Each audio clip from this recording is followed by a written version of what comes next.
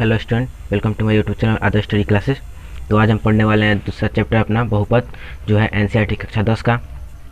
तो दूसरा बहुपद है, उसमें पहले हम बहुपद के बारे में जानेंगे। तो दिया होता है कि यहाँ कक्षा 9 में अपने चर वाले बहुपद को उनके खातों के बारे में अध्ययन किया था। याद कीजिए कि चर एक्स बहुपद पी एक्स में एक्स का उच्चतम घात बहुपद का घात कहलाता है। ये हो गया। तो इसमें जो हम पहले पढ़ेंगे वो है रेखिक घात। हमारा घात 1 के बहुपद को रेखिक घात कहते हैं, ये सबको जानता है। घात 2 के बहुपद को द्विघात बहुपद और 3 के बहुपद को त्रिघात बहुपद। ये हमारा हो गया इसमें। अब कैसा होता है रेखिक घात? तो वो ऐसा होता है, घात 2 में एक्स स्क्वायर या वाई स्क्वायर होता है और घात 3 में एक्स क्यूब में आ जाता है। अब आगे हम पढ़ेंगे जो हमारा दिया हुआ है इसमें कि उसमें शून्यकों की ज्यामिति ज्ञात करना या कुछ ऐसा। तो उसके लिए हम पहले देखते हैं उदाहरण। तो इसमें एक ही उदाहरण दिया हुआ है, तो वो उदाहरण कैसा है वो भी देख लीजिए।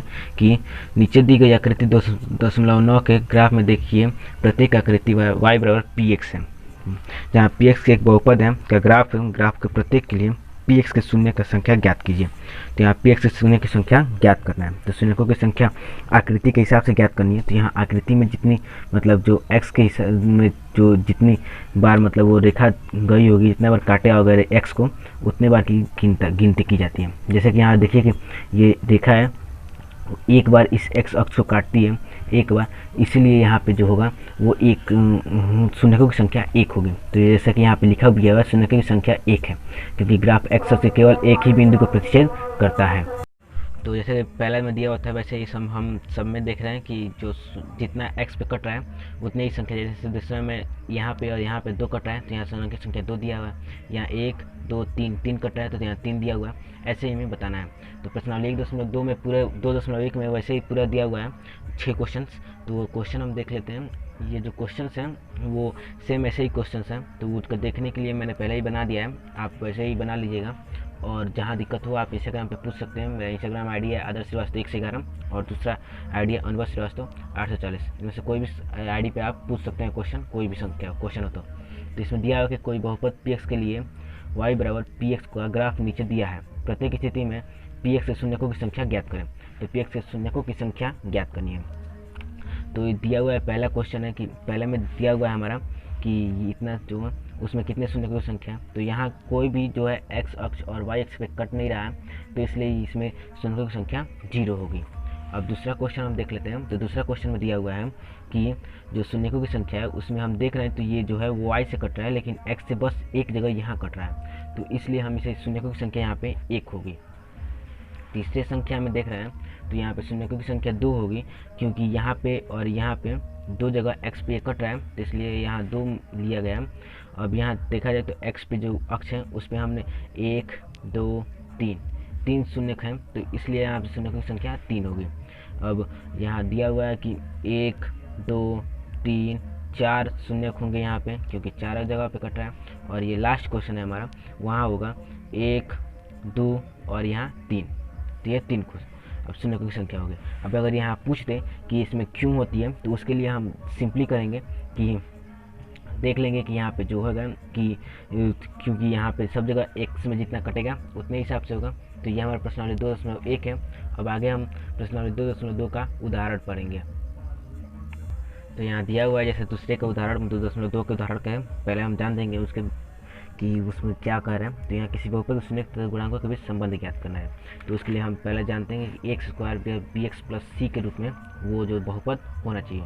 तो अगर x square b x plus c के रूप में हो तो उसे कैसे लेते हैं? उसके लिए अगर यहाँ पे हम ले लें x square plus b x plus c, मान लीजिए कि एक समीकरण हो गया, तो उसे द्विघात बहुपद हो गया। तो यहाँ पे हम करेंगे क्या कि जो अल्फ़ा और बीटा इन दोनों का निकालेंगे पहले एक्स का मान, तो वो दोनों मिलेगा, तो वहाँ एक अल्फ़ा और दूसरा बीटा मानेंगे।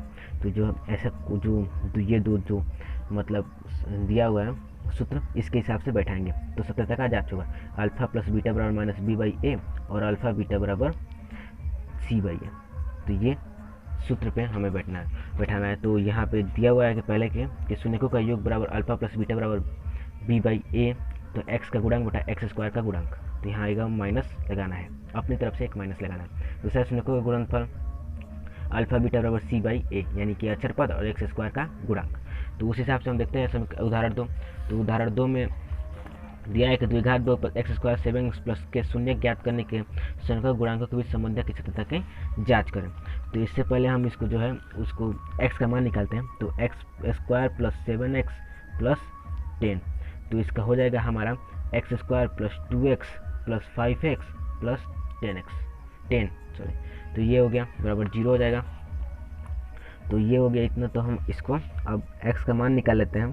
तो x का मान जितना आएगा, x का मान से हम उसके बाद इसको अल्फ़ा प्लस बीटा में रखेंगे। तो ये हो जाएगा हमारा x का मान जो आएगा वो होगा x प्लस 5 और x प्लस 2। ये हो गया। अब यहाँ बराबर 0 हो जाएगा। तो x प्लस 5 बराबर 0, तो ये हो जाएगा x बराबर -5, x प्लस 2 बराबर 0, x बराबर -2। तो ये हमारा 2 मिल गया। तो हम यहाँ लिख देंगे कि माना कि अल्फ़ा बराबर -5 और बीटा बराबर -2। ये हो गया। तो जैसे कि सूत्र में दिया हुआ है कि अल्फ़ा प्लस बीटा, तो इसके लिए हमें पहले ये मान लेना होगा कि a बराबर 1, एक्स स्क्वायर का मान 1 होगा, यहाँ पे 1 है, तो b बराबर 7 और c बराबर 10। ये हम चीज़ें मान लेनी होगी। तो ये हो जाएगा हमारा। तो उसके लिए अब हम करेंगे क्या कि एक तरफ अल्फ़ा का मान रखेंगे, दूसरी तरफ वो। तो पहले हम अल्फ़ा प्लस बीटा से चलते हैं। तो अल्फ़ा प्लस बीटा बराबर -b/a, ये हमारा सूत्र था। अब इस सूत्र के हिसाब से बैठाएं तो यहाँ देखिए ये अल्फ़ा और बीटा है, तो -5 और -2 ये हो जाएगा। अब यहाँ -b/, दिया तो b हमारा क्या है b, तो ये 7b रख देते हैं और माइनस दिया हुआ है तो माइनस लगा देंगे। और 1 है हमारा a, तो 1 रख देंगे। तो ये -7 बराबर -7। अब फिर से रखते हैं यहाँ पे। तो ये चूँकि LHS बराबर RHS आ गया हमारा, LHS बराबर RHS प्रूफ्ड। अब आगे एक और लिखते हैं कि अल्फ़ा बीटा वाला। तो अल्फ़ा बीटा वाला हमारा दिया हुआ है c/a। तो c/a, तो अल्फ़ा बीटा में हम इन दोनों को गुणा कर देंगे, तो -5 गुणे -2 कर देंगे। और ये जो है इधर हम c का मान रखेंगे 10 और एक a का मान रखेंगे 1, तो 10/1 हो जाएगा। तो जैसे माइनस करने पे प्लस हो जाता है, तो 10 बराबर 10। तो यहाँ भी आ जाएगा LHS बराबर RHS। तो ये भी हमारा प्रूव्ड हुआ। तो हम ये लिख देंगे, अतः शून्यांकों तथा गुणांकों के बीच संबंध की सत्यता की जांच हुई। तो सत्यता की इसमें जांच हो गई। तो ऐसा ही क्वेश्चन इनमें दिया हुआ है और वैसे ही क्वेश्चन में बनाना है। तो ऐसा क्वेश्चन हमारा 3 नंबर भी दिया हुआ है। तो उदाहरण 3 में देखते हैं हम ऐसा क्वेश्चन। तो यहाँ दिया है तीसरा क्वेश्चन कि बहुपद एक्स स्क्वायर -3 का शून्य ज्ञात करें और शून्यकों के गुणांकों के बीच संबंध की सत्यता की जांच करें। तो सत्यता की जांच करनी है, तो इससे पहले दिया एक्स स्क्वायर -3 बराबर 0 हो जाएगा। तो ये -3 उधर चला जाएगा, तो x बराबर 3 हो जाएगा। अब एक्स स्क्वायर है तो उधर जाएगा तो रूट में हो जाएगा, तो x बराबर +-√3 हो जाएगा। तो यहाँ हमें 2 मिलेगा x का मान, एक मिलेगा x बराबर +√3 और एक मिलेगा -√3। तो यही हमारा अल्फ़ा का और बीटा का मान हो जाएगा। तो हम पहले a b c लिख देते हैं। तो a में हमारा दिया होता है एक्स स्क्वायर, इसलिए हम यहाँ पे 1 लिखेंगे।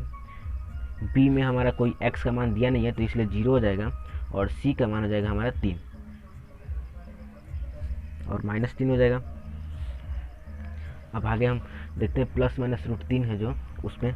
तो +-√3 दिया था, तो एक अल्फ़ा का मान बराबर यहाँ लिख देंगे, माना कि अल्फ़ा बराबर √3 और बीटा बराबर -√3, ये हो जाएगा। अब हम दोनों को हम रखते हैं, तो एक तरफ शून्यकों का योग में लिखेंगे, तो अल्फ़ा प्लस बीटा बराबर -b/a और दूसरा हो जाएगा हमारा अल्फ़ा बीटा बराबर c/a। तो ये है। अब आगे हम करेंगे क्या कि अल्फ़ा प्लस बीटा में हमारा क्या मान है, तो √3 और -√3, तो √3 रखेंगे और -√3 रखेंगे और यहाँ पे -0/1। अब यहाँ पे √3 और -3 कट जाएगा, तो यहाँ 0 हो जाएगा और -0/1 है इसलिए 0 हो जाएगा। तो यहाँ पे LHS बराबर LHS हो जाएगा। अब इधर देखते हैं अल्फ़ा बीटा में। तो अल्फ़ा बीटा में √3 का और √3 और गुणे -√3 करते हैं और यहाँ पे -3 दिया हुआ है और a का मान 1 है। तो √3 और √3 3 हो जाएगा और माइनस है तो -3 हो जाएगा। तो -3 बराबर -3, तो यहाँ भी LHS बराबर RHS हुआ है। तो ये लिख देंगे, अतः शून्यकों और गुणांकों के बीच संबंध की सत्यता की जांच हुई, तो जांच हो गई और ये LHS बराबर RHS है। तो अब हम देखते हैं अपना चौथा नंबर क्वेश्चन। तो हम देखते हैं उदाहरण नंबर 4। तो इसमें दिया है एक द्विघात बहुपद ज्ञात करें जिसके शून्यकों का योग तथा गुणनफल क्रमशः -3 और 2 है, मतलब अल्फा प्लस बीटा और अल्फा बीटा का मान -3 और 2 है। तो इसके लिए हम पहले ये लिख देंगे कि माना कि ax² plus bx plus c के शून्यक अल्फा और बीटा है, ये हो जाएगा। तो अल्फ़ा और बीटा है, तो इसलिए हम अल्फ़ा प्लस बीटा बराबर हमारा -3 है और अल्फ़ा बीटा बराबर 2, ये हो गया। तो हमने अल्फ़ा प्लस बीटा बराबर पढ़ा था कि अल्फ़ा प्लस बीटा बराबर होता है -b/a और अल्फ़ा बीटा बराबर होता है हमारा c/a। तो इसलिए हमारा जो हो जाएगा कि यहाँ हम a का मान जो यहाँ, तो a का मान 1 रखते हैं, a बराबर 1 आ जाएगा, क्योंकि यहाँ -3 बटा, यहाँ ऐसे लिख सकते हैं आप -3/1 और यहाँ पे लिख सकते हैं 2/1, ये हो गया। तो यहाँ a का मान हमारा 1 आया, b का मान आ गया 3, c का मान आ गया 2। तो इसलिए द्विघात बहुपद लिख देंगे, अतः द्विघात बहुपद बराबर x² प्लस 3x प्लस 2, ये हमारा द्विघात बहुपद हो गया, आंसर हो गया। अब आप देखते हैं पांचवा अपना क्वेश्चन। तो पांचवा नंबर क्वेश्चन देखने से पहले हम ये देख लें कि इसमें एक और सूत्र दिया हुआ है, alpha plus beta plus gamma अगर त्रिघात बहुपद हो तो alpha plus beta plus gamma बराबर -b/a होगा, alpha beta plus beta gamma का प्लस गामा अल्फा बराबर c/a और अल्फा बीटा गामा बराबर -d/a होगा। तो ये सूत्र इसलिए दिया हुआ क्योंकि जो हमारा 5 नंबर क्वेश्चन है वो इसमें सूत्र का यही सूत्र है। तो चूंकि ये प्रश्न तो परीक्षा की दृष्टि से नहीं है, फिर भी प्रश्न को बना लेते हैं। तो इस प्रश्न में जो दिया है उस पर लिख लेंगे। तो ये दिया है x³ minus p plus bx² plus cx और d प्लस d, ये तो इसके बराबर क्या दिया होता है 3x³ minus 5x² minus 11x minus 3। तो इसके शून्य जो दिए हुए अल्फा बीटा गामा हम अगर एक एक करके रखेंगे, अगर मान शून्य आता है तो ये शून्यक है और नहीं आता है तो शून्यक नहीं है। तो px बराबर हमारा इतना दिया हुआ है कि 3x³ minus 5x² minus 11x minus 3। तो हम यहाँ पे पहले हम 3 का मान रखते हैं, यहाँ पे 3 दिया हुआ है अल्फा और बीटा गामा। तो इसको अगर समझना है तो यहाँ लिख सकते हैं अल्फा बराबर 3, बीटा बराबर -1 और गामा बराबर -1/3, ये हो गया। अब पहले अल्फा का मान रखते हैं p बराबर 3, तो 3 और 3 का मान क्यूब कर लेते हैं, फिर -5 3 का स्क्वायर -11 गुणे 3 और -3, ये हो जाएगा। अब यहाँ पर 3 3 का 9 3 27, तो 3 गुणे 27 -5 गुणे 9 -33 -3, ये हो जाएगा। तो यहाँ पे देखें तो माइनस जो है इससे गुणा करेंगे तो 81 आ जाएगा, इसमें गुणा करेंगे तो 45, इसमें गुणा करेंगे तो गुणा करने की जरूरत नहीं है, तो इस -3 और ये -36, ये हो जाएगा। अब यहाँ करते हैं तो 81 माइनस ये 6 5 51 30 81, 81 माइनस 81 यानी 0, यानी कि जो अल्फ़ा है इसका शून्यक है। तो ये अल्फ़ा बराबर लिख सकते हैं हम अल्फ़ा के लिए। अब यहाँ बीटा के लिए लिखेंगे, बीटा के लिए हम p बराबर कितना रखेंगे -1 रखेंगे, तो -1 रखते हैं। तो यहाँ 3 -1 का क्यूब हो जाएगा, -5 है -1 का स्क्वायर हो जाएगा, -11 -1 का हुआ और -3, ये हो जाएगा। तो यहाँ -1 का क्यूब यानी कि -1, तो यहाँ -3 हो जाएगा, -1 का स्क्वायर यानी 1, तो यहाँ -5 हो जाएगा और -11 प्लस 11 हो जाएगा और यहाँ -3 हो जाएगा। तो 3 3 6 और 5, तो यहाँ हो जाएगा -11 प्लस 11 बराबर 0, तो ये हो जाएगा हमारा। अब चूँकि ये भी शून्य है तो अतः शून्य ये भी है। अब एक निकाल देते हैं लास्ट वाले का गामा के लिए।